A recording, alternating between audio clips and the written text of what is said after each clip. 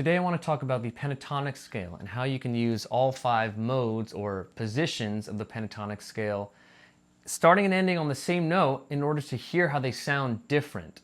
Okay, so just to explain what I mean first, if I'm in E flat tuning here, so if I start in E flat and I play the traditional pentatonic scale,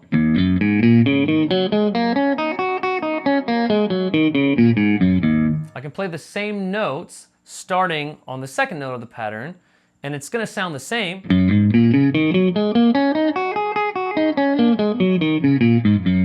because I'm in the same key. So going all the way up the fretboard.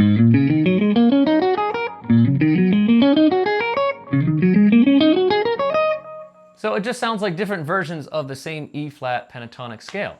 But if I were to take those 5 patterns and play them starting on the same note, so in the same key, you would hear how they sound different. So let me demonstrate that again in E flat here. Now I'm going to play the second position of that, but starting on E. So it's going to sound like this. And if I go all the way up to the other ones,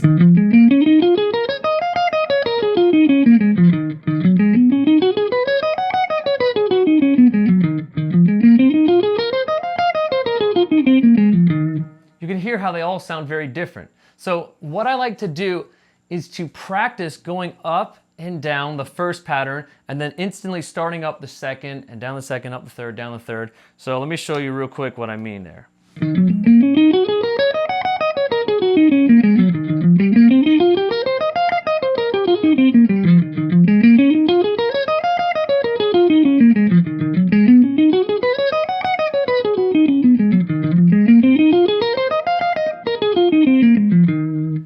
So you can see how they all sound very different, and it's also a lot of brain work and memory to remember which pattern you're doing next. So you have to remember the order of them, so the first, second, third, fourth, and fifth, and it's amazing practice for the brain and the fingers to be able to recognize what each one feels like. So if I'm in the same key, again, starting on E flat,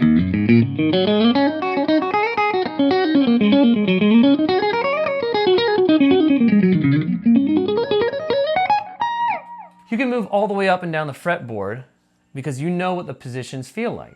Now the beauty of that is that if I want to change keys and I'm in the key of E flat, but all of a sudden someone's going to A flat pentatonic, I don't actually have to move to A flat. I can still stay in the same position.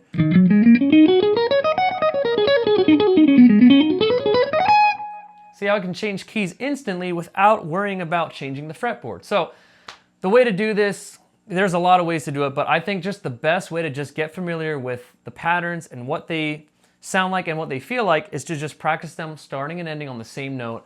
And that's how you can distinguish between the sounds of each mode, but then also being able to practice the fingering of each position.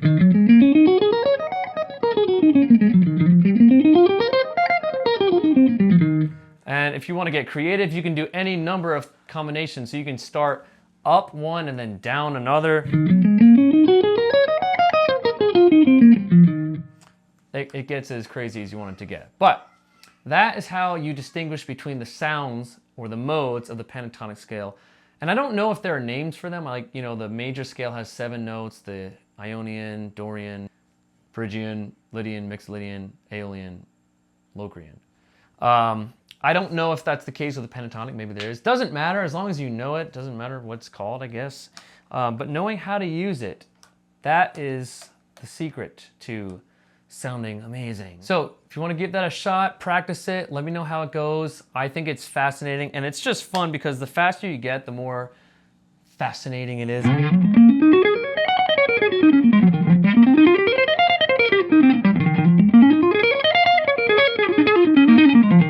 And you can do patterns too. So next, after this video, I want to make another video talking about how to actually move up and down the fretboard using the other patterns. So that's basically when the entire world of guitar just gets unlocked. When you don't think in terms of, I'm doing patterns and then I'm moving. It's like you do a pattern, but you shift and you can go in between each mode, each position effortlessly. And then one day, how to use it in music. because that's the whole point. Until then, cheers.